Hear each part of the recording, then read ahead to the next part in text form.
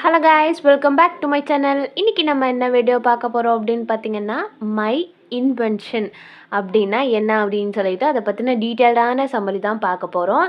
And இதை வந்து யார் எழுதியிருக்கிறாங்கன்னு பார்த்தீங்கன்னா, நிக்கோலா டெஸ்லா. இதை வந்து ஒரு ஆட்டோபயோகிராஃபி ஆஃப் நிக்கோலா டெஸ்லா அப்படின்னு சொல்லிட்டு சொல்லலாம். ஆட்டோபயோகிராஃபி அப்படின்னா எல்லாத்துக்குமே என்னன்னு தெரியும். நம்மளோட லைஃப் ஹிஸ்ட்ரி, நம்ம லைஃப்பில் நடந்ததை நம்மளே வந்து ஓனாக எழுதுறது தான் வந்து ஆட்டோபயோகிராஃபி அப்படின்னு சொல்லிட்டு சொல்கிறாங்க. இன்றைக்கி நம்ம மை இன்வென்ஷன் அப்படிங்கிற ஒரு புக்கில் இருந்து சாப்டர் 2ஓட டீட்டெயில்டான சம்மரி தமிழில் பார்க்க போகிறோம். ஆக்சுவலி வந்து இதோட சாப்டர் 1 அண்ட் சாப்டர் 3லாம் வந்து இருக்குது. பட் நமக்கு வந்து இன்றைக்கி சாப்டர் 2 மட்டும் நம்ம இந்த இதில் வந்து பார்க்க போகிறோம். அண்ட் சம்மரி பார்க்குறதுக்கு முன்னாடி ஒரு குட்டி ஆத்தர்ன்றோ பார்த்தலாமா. நம்மளோட நிக்கோலா டெஸ்லா வந்து 10th ஜூலை 1856 வந்து பிறந்திருக்கிறாங்க. இவங்க வந்து Serbian American engineer, futurist and இன்வென்டரும் கூட. அண்ட் நிக்கோலா டெஸ்லா அப்படிங்கிறத வந்து நம்ம மேக்ஸிமம் வந்து எல்லாருமே கேள்விப்பட்டிருப்போம். ஏன் அப்படின்னா நம்ம 10th வரைக்குமே சயின்ஸ் படிச்சிருப்போம். அதிலே வந்து டெஸ்லா அப்படின்னு சொல்லிட்டு தனியாக உண்டு. அண்ட் சயின்ஸ் குரூப் எடுத்தவங்களுக்கு இன்னும் கொஞ்சம் கூட இவரை பற்றி ஃபெமிலியராக தெரியும். அண்ட் இவர் வந்து நிறைய அவார்ட்ஸ் வாங்கியிருக்காரு. என்னென்ன அவார்ட்ஸ்ன்னு பார்க்கலாமா. Order of Saint Sava, order of Prince Danilo, order of white eagle, order of lion, எலையட் செரியன் மெடல்ஸ். இது மட்டும் இல்லை, இன்னும் நிறைய ப்ரைஸஸ் வாங்கியிருக்காங்க. நான் வந்து இம்பார்ட்டண்ட்டாக அண்ட் உங்களுக்கு வந்து ஈஸியாக ஞாபகம் வச்சுருக்கிற மாதிரி எஸ்ஸே எழுதுறதுக்கு ஞாபகம் இருந்தால் தானே எழுத முடியும். ஸோ அதுக்காக ஈஸியாக உள்ள அவார்ட்ஸ் எல்லாம் வந்து பிக் பண்ணியிருக்கேன். இதில் வந்து ஆர்டர் ஆஃப் சென்ட் சேவா எழுதிட்டு அண்ட் அதுக்கப்புறம் வந்து ஆர்டர் ஆஃப் பிரின்ஸ் டான்லியோ அப்படிங்கிற மாதிரி எல்லாத்துலேயுமே ஆர்டர் ஆஃப் போட்டு எழுதணும். அதுதான் வந்து நான் சேர்த்து சொன்னேன். நான் சொல்ல வந்து நோட்ஸ் எடுத்துக்கோங்க. நான் சொல்கிறத நீங்கள் அப்படியே நோட்ஸ் எடுக்கலனாலும் உங்களுக்கு புரிகிற மாதிரி உங்களோட ஓன் லாங்குவேஜில் வந்து நோட்ஸ் எடுத்து வச்சுக்கிட்டு நீங்கள் எக்ஸாமுக்கு முன்னாடி இந்த ஹிண்ட்ஸை பார்த்தீங்கன்னாலே நான் நரேட் பண்ணுற ஸ்டோரி வந்து உங்களுக்கு ஞாபகம் வர அளவுக்கு வந்து நீங்கள் நோட்ஸ் எடுத்து வச்சுக்கோங்க. அண்ட் 7th ஜான்வரி 1943 வந்து நம்மளோட டெஸ்லா வந்து இறந்துருக்குறாங்க. நெக்ஸ்ட்டு பார்த்தீங்க அப்படின்னா நம்ம வந்து இன்றைக்கி சாப்டர் 2 தான் பார்க்க போகிறோம் இல்லையா. சாப்டர் 2ல் வந்து my invention by Nikola Tesla அப்படிங்கிறத வந்து நம்ம பார்க்க போகிறோம். அண்ட் சாப்டர் 2க்கு வந்து தனியாக வந்து டைட்டில் கொடுத்துருக்காங்க. ஒவ்வொரு சாப்டருக்குமே ஒவ்வொரு டைட்டில் உண்டு. இதில் சாப்டர் 2ஓட டைட்டில் என்ன அப்படின்னு பார்த்தீங்கன்னா, my first efforts at invention. My first efforts at invention அப்படின்னா இவரோட ஆட்டோபயோகிராஃபி, அதாவது இவரோட சைல்டுஹுட்லேருந்து இவரோட எஃபர்ட் என்ன, ஒரு இன்வென்ஷன் பண்ணுறதுக்கு இவரோட எஃபர்ட் என்ன அப்படிங்கிறத இதில் வந்து சொல்லியிருக்கிறாங்க அப்படிங்கிறத சொல்கிறாங்க. அண்ட் இவரோட இயர்லி லைஃப், இவரோட இனிஷியல் ஸ்டேட் ஆஃப் எக்ஸ்பிரிமெண்டெல்லாம் வந்து எப்படி ஸ்டார்ட் ஆச்சு அப்படிங்கிறத சொல்லுவாங்க. இவர் வந்து ஒரு நம்ம என்ன சொன்னோம், ஒரு இன்வென்டர்னு சொன்னோம். இன்வென்டர் அப்படின்னா அவரோட சைல்ட்ஹுட் லைஃப்பில் எந்தெந்த மாதிரி இன்வென்ஷன் பண்ணுறதுக்காக அவங்க பழகுனாங்க அண்ட் என்னென்ன எக்ஸ்பெரிமெண்டெல்லாம் பண்ணாங்க, எப்படிலாம் அது ஃபெயிலியர் ஆச்சு, வளர்ந்ததும் வந்து கொஞ்சம் பெருசாக இன்வென்ட் பண்ணுறதுக்காக சின்னதாக பேசிக்காக ஏதாவது செஞ்சுருப்பாங்க இல்லையா, அதை எல்லாமே அண்ட் அவரோட சக்ஸஸ் ஃபெயிலியர்ஸ் எல்லாமே வந்து இந்த சாப்டர் 2ல் வந்து சொல்லியிருக்கிறாங்க. அதை வந்து நம்ம டீட்டெயில்டாக பார்த்துடலாம். ஃபர்ஸ்ட் ஆஃப் ஆல் இதோட பேக்ரவுண்டும் ஒரு இன்ஃப்ளூயன்ஸு என்னன்னு பார்த்தீங்க அப்படின்னா, டெஸ்லாவோட சாப்டர் இருக்கு இல்லையா, அவரோட சைல்ட்ஹுட்டில் ஃபெசினேஷன் அண்ட் ஒரு மெக்கானிக்கலான நேச்சுரல் ஃபினாமினா வந்து சொல்லியிருப்பார். அவரோட லைஃப்பில் வந்து எப்படி அவர் வந்து அதை ஸ்டார்ட் பண்ணார் அண்ட் அது மட்டும் இல்லாமல் அவரோட மெக்கானிசம், அந்த எக்ஸ்பிரிமெண்டெல்லாம் என்ன ஒரு சின்ன சிம்பிளான இன்வென்ஷன்லேருந்து தான் அவர் வந்து ஸ்டார்ட் பண்ணியிருப்பார். எடுத்த உடனே எல்லாரும் பெரிய ஆளாக பெரிய ஒரு விஷயத்தை இன்வென்ட் பண்ண முடியாது இல்லையா, அதே மாதிரி தான் இவரும் சின்ன சின்ன விஷயங்களெல்லாம் வந்து இன்வென்ட் பண்ண அப்படிங்கிறது சொல்லியிருக்காரு. அண்ட் அது மட்டும் இல்லாமல் அவரோட இயர்லி லைஃப்பில் வந்து அவரோட என்வாயன்மெண்ட்டு அண்ட் ஃபேமிலி வந்து எந்த அளவுக்கு இன்ஃப்ளூயன்ஸ் பண்ணாங்க, அவங்க ஃபேமிலி வந்து எந்த மாதிரி ஒரு பேக்ரவுண்டில் வந்து அவர் ஒரு இன்வென்டர் ஆகிறதுக்கு வந்து டெவலப் பண்ணாங்க அப்படிங்கிறதையும் சொல்லியிருக்கிறாங்க. இதுதான் வந்து நம்ம பார்க்குற போகிற எஸ்ஸேயோட ஒரு பேக்ரவுண்ட். அவரோட ஃபாதரோட இன்ஃப்ளூயன்ஸ் எப்படி இருந்தது அப்படின்னா, டெஸ்லாவோட ஃபாதர் வந்து ஒரு ஆர்த்தடாக்ஸ் ப்ரீஸ்ட், ப்ரீஸ்டாக இருந்திருக்காங்க. அண்ட் அவர் வந்து ஒரு பொயட்டிக் அண்ட் ஃபிலாசபிக்கல் நேச்சர் கொண்டவர். அண்ட் இதனால் வந்து நம்மளோட டெஸ்லா வந்து இன்ஸ்பயர் ஆகி ஒரு இன்டலெக்சுவலான பர்சூட்டாக இருக்கிறாரு. அவர்கிட்ட இருந்து அவங்க அப்பாட்ட இருந்து ஒரு இன்டலெக்சுவல் பர்சூட் வந்து அவருக்கு கிடச்சிதுன்னு சொல்கிறாங்க. அண்ட் மதர்ஸோட இண்டிவிஜுவலிட்டியிலேருந்து அவங்க மதர் அப்படின்னு பார்த்தீங்கன்னா ஒரு ஒரு க்ரியேட்டிவான ஒரு ப்ராக்டிக்கலான டூல்ஸை வந்து இது பண்ணுறதுல அவங்க அம்மா. அண்ட் அவங்கள வந்து எப்போவுமே டெஸ்லா வந்து ஒரு மோட்டிவேட் பண்ணிகிட்டே இருப்பாங்க. என்ன அப்படின்னு பார்த்தீங்கன்னா டெஸ்லா வந்து ஏதாவது ஒரு சின்ன விஷயம் பண்ணால் கூட அதை வந்து ரொம்பவே இனோவேட்டிவாக அவங்க வந்து சொல்லுவாங்க அண்ட் அப்ரிஷியேட் பண்ணுவாங்க, மோட்டிவேட் பண்ணுவாங்க அப்படிங்கிறத சொல்கிறாங்க. நெக்ஸ்ட்டு பார்த்தீங்க அப்படின்னா அவருக்கு வந்து இயர்லி எக்ஸ்பிரிமெண்ட்ஸ் எல்லாம் இருக்கும் இல்லையா, டெஸ்லா வந்து அது எல்லாமே இந்த சாப்டரில் வந்து ரீகால் பண்ணி சொல்கிறாரு. அவரோட ஃபஸ்ட்டு அட்டம் ஆஃப் இன்வென்ஷன் என்னவாக இருந்தது அப்படின்னு பார்த்தீங்கன்னா ரொம்பவே விளையாட்டுத்தனமாகவும் ஒரு க்யூரியாசிட்டியிலையும் ஆரம்பித்தது தான். என்னன்னு பார்த்தீங்கன்னா டாய் விண்டுமில், அந்த நம்ம விண்டுமில்லாம் செய்வோம் இல்லையா, அதே மாதிரி சின்ன சின்ன மெட்டீரியல்ஸ் வச்சு அவரும் அந்த ஒரு விண்டுமில்லுக்கான மெக்கானிசம் வந்து செஞ்சு பார்த்துருக்காரு அவரோட இயர்லி லைஃப்பில். ஃபஸ்ட்டு வந்து ஒரு டாய் விண்டுமில், அப்புறம் அந்த விண்டுமில்லை வந்து கொஞ்சம் ஒரு இம்போஸ்டான மெக்கானிசம் யூஸ் பண்ணி டெஸ்லா ஒரு மினிமிக் நேச்சரான ஹினோமினாலாம் பில்டப் பண்ணி ஒரு விண்ட் எனர்ஜினா என்ன, அந்த வாட்டரில் ரிப்ளிகேட் ஆகிற விண்ட் எனர்ஜியெல்லாம் வந்து செஞ்சு பார்த்துருக்காரு. இது எல்லாமே அவரோட சைல்டுஹுட்டில். அண்ட் இதில் வந்து முக்கியமாக இவர் என்ன சொல்கிறாரு அப்படின்னு பார்த்தீங்க அப்படின்னா introduction to introspection and it's important. Introspection அப்படிங்கிறது இவரோட லைஃப்பில் வந்து ரொம்பவே ஒரு இம்பார்ட்டண்டான ரோல் ப்ளே பண்ணியிருக்கு ஏர்லி லைஃப்பில். என்னன்னு பார்த்தீங்கன்னா டெஸ்லா வந்து எதை ரிஃப்ளெக்ட் பண்ணுறாரு அப்படின்னா ஒரு இம்பார்ட்டன்ஸ் ஆஃப் இன்ட்ராஸ்பெக்ஷனை வந்து அவரோட சைல்டுஹுட்லேருந்தே வந்து அவர் பண்ணியிருக்காரு. இன்ட்ராஸ்பெக்ஷன் அப்படின்னா என்ன அப்படின்னா நம்மளோட எமோஷ்னல் அண்ட் மென்டல் ஹெல்த்தை வந்து நம்மளே ஒரு சுய பரிசோதனை அப்படின்னு சொல்லிட்டு சொல்லுவாங்களே, ஒரு செல்ஃப் டெஸ்ட்மெண்ட் அப்படின்னு சொல்லிட்டு சொல்லிக்கலாம். அண்ட் அதை வந்து ஒரு எமோஷ்னல் ஹெல்த்தையோ ஒரு மென்டல் ஹெல்த்தையோ நம்மளே வந்து டெஸ்ட் பண்ணிக்கிறது தான் அது. அண்ட் அது மட்டும் இல்லாமல் ஒரு செல்ஃப் அவேர்னஸ்க்கு வந்து ஒரு ப்ரையாரிட்டி கொடுக்குறாரு. அந்த செல்ஃப் அவேர்னஸ் இருந்தால் மட்டும்தான் என்ன நடக்கும் அப்படின்னு பார்த்தீங்க அப்படின்னா நம்மளோட லைஃப் வந்து ஒரு டெவலப்மெண்ட்டுக்குள்ளே மூவ் ஆகும், ஒரு டெவலப்மெண்ட்டை நோக்கி போகும் அப்படிங்கிறத சொல்கிறாரு. செல்ஃப் டெவலப்மெண்ட் அண்ட் செல்ஃப் நோட்ஸை வந்து நம்மளே எடுக்கல அப்படின்னா அது வந்து ஒரு டேஞ்சரஸான மாடர்ன் டிஸ்ட்ராக்ஷனாக இருக்கும்னு சொல்கிறாங்க. நம்ம வந்து ஒரு இன்ட்ராஸ்பெக்ஷன் மூலியமாவோ இல்லைன்னா நம்மளே ஒரு செல்ஃப் அவேர்னஸாக வச்சுக்கிறதுனாலையோ என்ன நடக்கும்னு சொல்கிறாங்கன்னு பார்த்தீங்கன்னா நம்ம வந்து ஒரு தேவையில்லாத டிஸ்ட்ராக்ஷன் அப்படின்னா நம்ம இப்போ ஒரு வேலை செஞ்சுட்ருப்போம், அதுலேருந்து டிஸ்ட்ராக்ட் ஆகிறதுக்கு இப்போது மொபைல் நம்ம படிக்கணும்னு நினைப்போம், பட் எக்ஸாம் டைமில் வந்து மொபைல் பார்த்தோம் அப்படின்னா டைம் போகிறதே இல்லையா, தெரியாது. மொபைல் வந்து அந்த இடத்துல வந்து நமக்கு ஒரு டிஸ்ட்ராக்ஷனை கொடுக்குது. ஸோ அதை தான் சொல்கிறாங்க, அந்த டிஸ்ட்ராக்ஷனை வந்து ப்ரிவெண்ட் பண்ண இது ஹெல்ப் பண்ணும் அப்படின்னு சொல்லிட்டு நம்மளை வந்து சஜஸ்ட் பண்ணுறாங்க. அவரோட இன்னர் செல்ஃப் வந்து எதெல்லாம் சஜஸ்ட் பண்ணுது அப்படின்னு பார்த்தீங்க அப்படின்னா இதெல்லாம் நம்ம பண்ணுறது மூலியமாக ஒரு ஹெல்த் இஷ்யூ அண்ட் அதெல்லாம் வந்து நம்ம நெக்லெக்ட் பண்ணிக்கலாம், ஒரு இன்னர் அவேர்னஸ் வந்து நமக்கு க்ரியேட் ஆகும் அப்படிங்கிறத சொல்கிறாங்க. நெக்ஸ்ட்டு பார்த்தீங்க அப்படின்னா அப்சர்வேஷன் நான் பாப்புலர் ஸ்டிமுலன்ஸ் அப்படின்னா நம்மளை வந்து ஒரு விஷயத்துக்கு ஃபோக்கஸ் பண்ணி அதை ஸ்டிமுலேட் பண்ணுறது. இவர் வந்து இதில் என்ன டிஸ்கஸ் பண்ணுறாரு அப்படின்னு பார்த்தீங்கன்னா ஒரு டேஞ்சரான அக்செப்டட் ஸ்டிமுலேட்ஸ் அப்படின்னா அதுக்கு வந்து நம்ம அடிக்டட், அது இல்லாமல் நம்மளால் இருக்க முடியாது, நம்ம வந்து நம்மளை வந்து அது வேணும் அப்படின்னு நம்மளே வந்து ஸ்டிமுலேட் பண்ணிக்கிறது தான் வந்து சொல்கிறாங்க.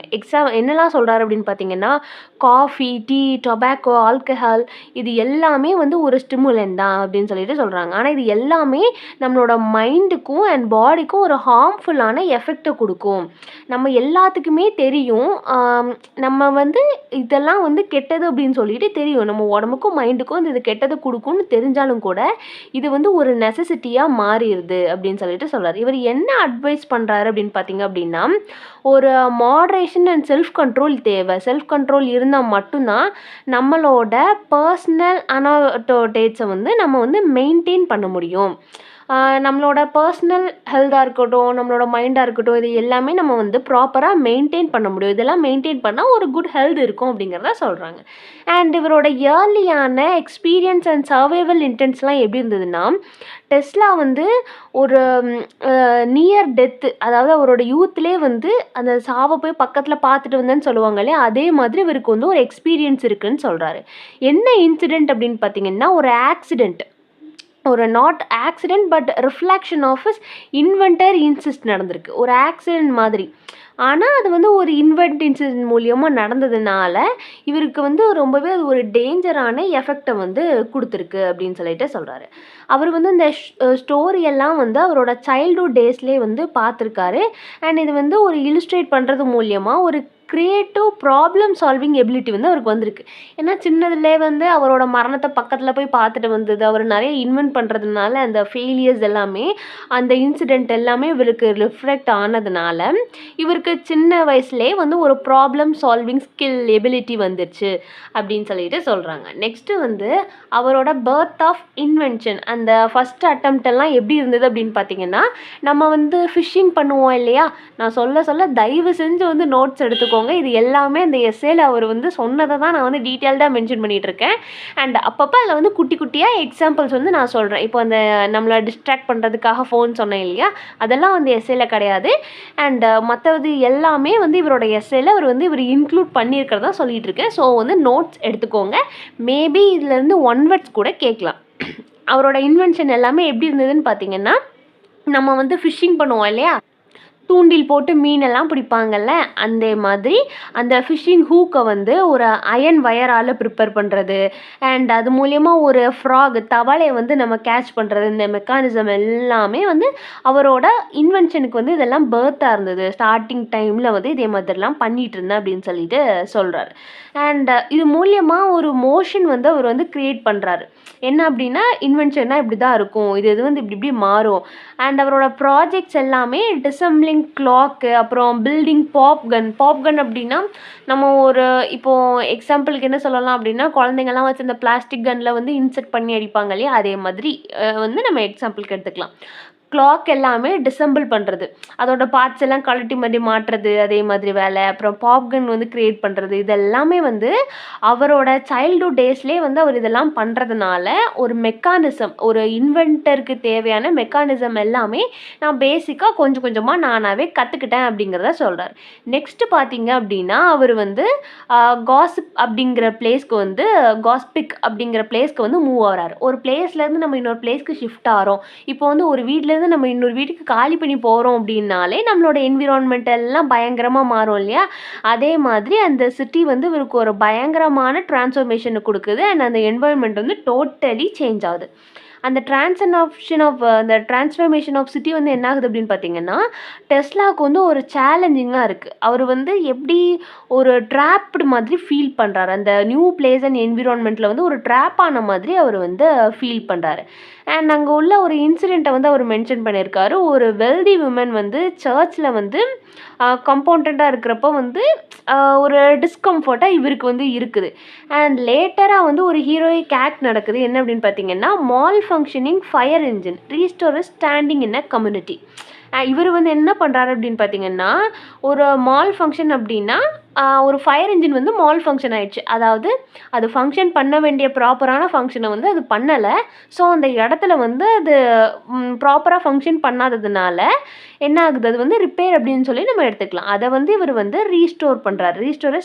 அதை ரீஸ்டோர் பண்ணுறது மூலியமாக அந்த ஒரு லேடி இருக்காங்க இல்லையா, வெல்தி லேடி முன்னாடி அந்த சர்ச் முன்னாடிலாம் இவருக்கு வந்து ஒரு ஸ்டாண்டிங் கம்யூனிட்டி வந்து கிடைக்குது, ஒரு மரியாதை கிடைக்குது அப்படிங்கிற மாதிரி இவர் வந்து சொல்லியிருக்காரு. Innovative exploits and academic interest, இவருக்கு வந்து ஒரு இனோவேட்டிவானதை வந்து கண்டுபிடிக்கணும் அப்படிங்கிற ஒரு மைண்ட் செட் வந்து சின்னதுலேருந்தே வந்துடுச்சு. அவரோட ஸ்கூல் இயர்ஸ் ஃபுல்லாகவே டெஸ்லா என்ன பண்ணியிருக்காரு அப்படின்னு பார்த்தீங்கன்னா, கண்டினியூஸாக ஏதாவது புதுசா ஏதாவது பெரிய அளவில் இல்லைனாலும் சின்னதா ஏதாவது இன்வென்ட் பண்ணுறது அண்ட் ஏதாவது எக்ஸ்பெரிமெண்ட் பண்ணுறது. எக்ஸ்பெரிமெண்ட் அப்படின்னா capturing a crowns to construct a mechanical model, ஏதாவது மெக்கானிக்கல் மாடலை வந்து பண்ணுறது. அண்ட் வாட்டர் டர்பன் அப்படின்னா நீங்கள் எல்லாருமே இந்த மான் கராத்தே படத்தில் வந்து டார்லிங் டம்பக் சாங் வருமா, அதுக்கு வந்து பேக்ரவுண்டில் நீங்கள் பார்த்தீங்க அப்படின்னா தெரியும், அந்த வாட்டர் டர்பன் வந்து சுற்றிக்கிட்டே இருக்கும், ஒரு பெரிய ஜெயிண்ட் வெல் மாதிரி இருக்கும், அதில் வந்து தண்ணி வந்து மாற்றி மாற்றி பாஸ் ஆகும். அண்ட் மருது படத்தில் வந்து அக்கா பெத்த ஜக்கா வண்டியில் வந்து அந்த வாட்டர் டர்பன் இருக்கும். அண்ட் விஜயோட சாங் வேட்டைக்காரன் படத்தில் கரிகால கால போல் அந்த சாங்லேயே வந்து அந்த வாட்டர் டர்பன் வந்து இருக்கும். ஸோ இதை வந்து எக்ஸாம்பிளுக்கு வந்து நான் சொன்னேன். நெக்ஸ்ட் டைம் வந்து இந்த சாங் வந்து நீங்கள் பார்த்தீங்க அப்படின்னா வாட்டர் டர்பன்னா என்ன அப்படின்னு சொல்லிட்டு அந்த பேக்ரவுண்டில் வந்து அதை நோட் பண்ணுங்கள். ஓகேங்களா? அண்ட் நெக்ஸ்ட்டு பார்த்தீங்க அப்படின்னா அந்த வாட்டர் மாடலை எல்லாமே வந்து அவர் வந்து செய்கிறாரு. இதே மாதிரி சின்ன சின்ன மெக்கானிசம்லாம் மூலியமாக அவர் வந்து கற்றுக்கிறாரு. நெக்ஸ்ட்டு பார்த்தீங்க அப்படின்னா அந்த மெக்கானிசம் எல்லாம் லேர்ன் பண்ணுறதுனால நேச்சராகவே இவரோட ஆம்பிஷனுக்கு வந்து ஒரு ஃபியூவல் ஊற்றுன மாதிரி இருக்குது. இந்த சின்ன சின்ன விஷயங்களெல்லாம் வந்து கண்டுபிடிச்சி அப்போ நம்மளால் வந்து பெரிய விஷயங்களை கண்டுபிடிக்க முடியும், நம்மளால் வந்து இனோவேட் பண்ண முடியும் அப்படிங்கிறத வந்து இவரே நம்புகிறாரு. அண்ட் இவரோட ட்ரீம் இப்படி சின்ன சின்ன ஆம்பிஷன் எல்லாம் வந்து பெருசாக மாறி இவர் ஒரு ட்ரீமாக மாறி என்ன ஆகுதுன்னா, and harnessing Niagara Falls decade later ஒரு பெரிய ட்ரீமாகவே அவருக்கு மாறுது. நம்ம வந்து ஏதாவது ஒன்று இனோவேட் பண்ணணும் அப்படின்னு சொல்லிட்டு. இது எல்லாமே வந்து டெஸ்லாவோட இயர்லியான எக்ஸ்பீரியன்ஸ் அண்ட் கிரவுண்ட் ஒர்க்கை வந்து இந்த சாப்டர் 2ல் வந்து சொல்லியிருப்பார். அண்ட் அவரோட யூத்ஃபுல்லில் வந்து இவர் எப்படி எக்ஸ்ப்ளாய்ட் பண்ணார் அண்ட் அந்த ரிஃப்ளெக்ஷன் வந்து எப்படி அந்த நேச்சரோட டெமான்ஸ்ட்ரேட் ஆயிடுச்சு, அந்த ப்ராப்ளம் சால்விங் ஸ்கில்லு அந்த சின்ன வயசுலேயே வந்து இவளுக்கு ஒரு மெச்சூரிட்டி அண்ட் நெக்ஸ்ட்டு பார்த்தீங்க அப்படின்னா ஒரு இன்னோவேட் பண்ணணும், ஒரு ட்ரீம், இதுதான் நம்மளோட ஆம்பிஷன் அப்படின்னு சொல்லிட்டு செட் பண்ணிக்கிட்டாரு அப்படின்னு சொல்லிட்டு சொல்கிறாங்க. Next struggles and lesson. Tesla வந்து பயங்கரமான சேலஞ்சிங்ஸ் எல்லாமே வந்து ஃபேஸ் பண்ணியிருக்காரு. என்னென்னா சும்மா எடுத்து ஒரு விஷயம், ஒரு சின்ன பொருளை இன்வென்ட் பண்ணுறதுனாலுமே அதில் பின்னாடி வந்து எவ்வளோ பெரிய மெக்கானிசம் இருக்கும். நார்மலாக ஒரு ஸ்டேப்லராக இருக்கட்டும், நம்ம ஏதாவது ஒன்று ஸ்டிச் பண்ணணும் அப்படின்னா அந்த மெஷினாக இருக்கட்டும், எல்லாமே வந்து ஒரு பெரிய மெக்கானிசம் தாண்டி தான் வந்திருக்கும். அதனால வந்து அந்த டிசைனிங் எல்லாமே பண்ணுறதுக்கு நிறைய misunderstanding of fundamental principle எல்லாமே ஃபிசிக்ஸோட வந்து மிஸ் அண்டர்ஸ்டாண்ட் பண்ணுறது, நிறைய ஃபெயிலியர்ஸ், அவரோட ஒவ்வொரு இன்வென்ஷனுக்கும் பின்னாடியுமே வந்து நிறைய ஃபெயிலியர்ஸை வந்து அவர் பார்த்துருக்காரு. நான் அதுக்கப்புறம் தான் வந்து ஒரு ப்ராப்பரான இந்த மெக்கானிசமுக்கு வந்து இதுதான் பிரின்சிபல் அப்படின்னு சொல்லிட்டு அவர் கண்டுபிடிச்சாரு அப்படிங்கிறத சொல்கிறாங்க. அண்ட் லேர்னிங் ஃப்ரம் ஃபெயிலியர், இது வந்து நம்ம லைஃப்க்குமே வந்து நமக்கு பொருந்தும். ஒரு விஷயத்தில் வந்து நம்ம ஃபெயில் ஆனோம்னா அதிலிருந்து வந்து நம்ம சக்ஸஸ் ஆகிறதுக்கான லெசனை வந்து நம்ம கேப்சர் பண்ணிக்கணும். ஒரு தப்பு நடந்திருக்குன்னா அந்த தப்பை வந்து எப்படி தவிர்க்கலாம், நெக்ஸ்ட்டு வந்து இந்த தப்பு வராமல் நம்ம வந்து எப்படி வந்து அவாய்ட் பண்ணலாம் அப்படிங்கிறத அந்த தப்புலேருந்து நம்ம கற்றுக்கணும்னு சொல்கிறாங்க. அதே மாதிரி நம்மளோட டெஸ்லாவும் அவரோட ஃபெயிலியர்லேருந்து சக்ஸஸ்க்கான ஸ்டெப்பிங் ஸ்டோன் எல்லாமே வச்சு நிறைய லைஃப் லெசன் வந்து கற்றுக்கிட்டாருன்னு சொல்கிறாங்க. Visionary thinking. டெஸ்லா வந்து எப்போவுமே அவரோட ஏர்லியான எக்ஸ்பீரிமெண்ட் எல்லாமே ஒரு விஷுவலைசிங் ஸ்கில் மூலியமாக வந்து திங்க் பண்ணுவார். ஃபர்ஸ்ட் ஆஃப் ஆல் வந்து அவர் வந்து என்ன பண்ணுவார் அப்படின்னா, ஒன்று ப்ராக்டிக்கலாக செய்கிறதுக்கு முன்னாடி ஒரு விஷுவல் திங்கிங்காக அவரே வந்து ஷேப் பண்ணி ஒரு விஷனரி அப்ரோச் மூலியமாக வந்து பண்ணுவார். அது பண்ணுறது மூலியமாக அவருக்கு வந்து ஒரு என்ன நடக்கும் அப்படின்னு பார்த்தீங்கன்னா, நிறையா வந்து இன்வென்ட் பண்ணலாம். ஃபிசிக்கல் மாடல்ஸ் எல்லாமே அவர் மைண்ட் மூலியமாகவே இந்த மெக்கானிசம் மூலியமாக இதை பண்ணலாம். அப்படிங்கிறப்போ ஃபெயிலியர்ஸை வந்து கொஞ்சம் அவாய்ட் பண்ண முடியும்னு சொல்கிறாங்க. அண்ட் கான்செப்சுவல் ஃப்ரேம் ஒர்க் மூலியமாக ஒர்க் பண்ணுவார். கான்செப்சுவல் ஃப்ரேம் ஒர்க் அப்படின்னா Tesla began forming the conceptual basis from some of later discoveries such as alternating current and wireless communication. இதுக்கு எல்லாமே வந்து வயர்லெஸ் கம்யூனிகேஷனுக்காக இருக்கட்டும், ஒரு ஆல்டர்னேட் கரண்ட்டாக இருக்கட்டும், இது எல்லாத்துக்குமே டிஸ்கவரி பண்ணுறதுக்கான பிரின்சிபல்ஸ் எல்லாமே ஒரு கான்செப்சுவல் ஃப்ரேம் ஒர்க்கை அவர் பண்ணாருன்னு சொல்கிறாங்க. நெக்ஸ்ட்டு பார்த்தீங்க அப்படின்னா இதெல்லாமே வந்து என்னன்னா அவரோட சைல்ட்ஹுட் டேஸில் நடந்ததை சொல்லியிருக்காங்க. அவரோட இன்வென்ஷனுக்கான பேசிக்கான விஷயங்கள் எல்லாத்தையுமே சொல்லியிருக்கிறாங்க. அண்ட் சம்மரியில் வந்து என்னென்னலாம் சொல்லியிருக்காங்க அப்படிங்கிறத ஒரு தடவை வந்து நம்ம பார்த்துடலாம். ஃபஸ்ட்டு என்ன சொல்லியிருக்காங்க அப்படின்னு பார்த்தீங்கன்னா, டெஸ்லாவோட சைல்ட்ஹுட் டே எப்படி போச்சு, அவர் அந்த ஒவ்வொரு சிட்டிக்கும் டிரான்ஸ்ஃபர்மேஷன் ஆகிறப்போ என்ன வச்சு, அவரோட என்விரான்மெண்ட் எப்படி இருந்தது, அவரோட ஸ்டடீஸ் எப்படி போச்சு, அண்ட் என்னென்னலாம் சின்ன பேசிக்லேருந்து அவர் என்னென்ன இன்வென்ட் பண்ணார், என்னென்ன மாதிரிலாம் அவர் பண்ணார், எந்தெந்த ஃபெயிலியர்ஸ் எல்லாம் ஃபேஸ் பண்ணார் அப்படிங்கிறது எல்லாமே வந்து நம்ம டீட்டெயில்டாக கவர் பண்ணிட்டோம். அண்ட் இவ்வளோதான் சம்மரியில் ஏதாவது டவுட் இருந்ததுன்னா மறக்காமல் கீழே கமெண்ட் பண்ணுங்கள். அண்ட் வேறு ஏதாவது போம் நாவலுக்கு சம்மரி வேணும்னா அதையும் கீழே கேளுங்க. அண்ட் தேங்க்ஸ் ஃபார் வாட்சிங். Subscribe for more videos.